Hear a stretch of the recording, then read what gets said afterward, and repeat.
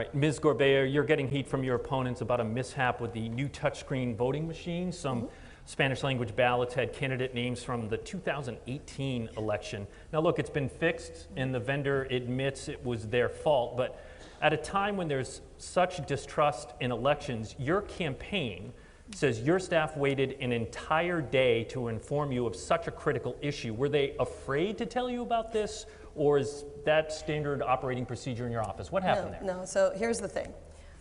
First of all, let me say that as somebody who for 8 years as your Secretary of State has fought tirelessly to make sure that elections are not only fair and accurate, but that we protect voting rights in this state, I'm very proud of the advances that we've made.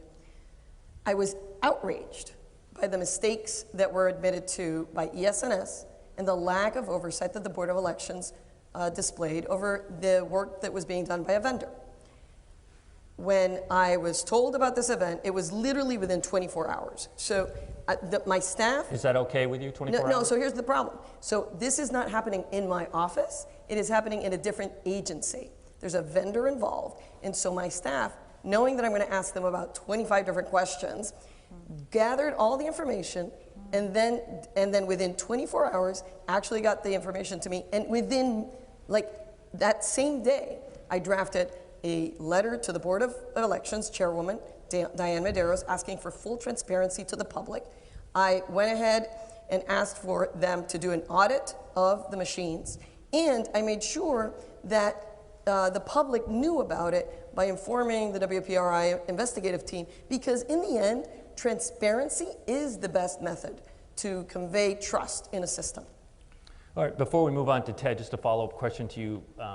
Since, right before we walked into this auditorium, it emerged that a Providence candidate, in fact, your own former Deputy Secretary of State, his name was misspelled. He's running for Providence mayor. So, and this happened after these corrections were supposed to have taken place. Yeah, no, again, I am outraged because I was assured by both the vendor and the Board of Elections that they had taken all measures to check things out. Now, clearly, we need a full independent audit into what is going on in terms of reviewing those machines. Can I just say, this is the Chief Elections Officer of the state of Rhode Island, ultimately responsible for fast, fair, and accurate elections. It is not okay to hide by all these different issues that she's raising. She said just last week that we could trust her to have safe elections. We now have become a laughingstock in this country for a place where we can't trust our voting machines. And this is not okay from the person who is the Chief Elections Officer. 15 seconds, we are moving on, Ms. Gorbea. Completely disagree with that characterization. If anything, I have acted forcefully to make sure that we have trust and transparency in this election. I have moved for solutions to be addressed by the Board of Elections, and I stand by my record over 8 years of making sure that Rhode Islanders can trust their elections. We are moving on, Ms.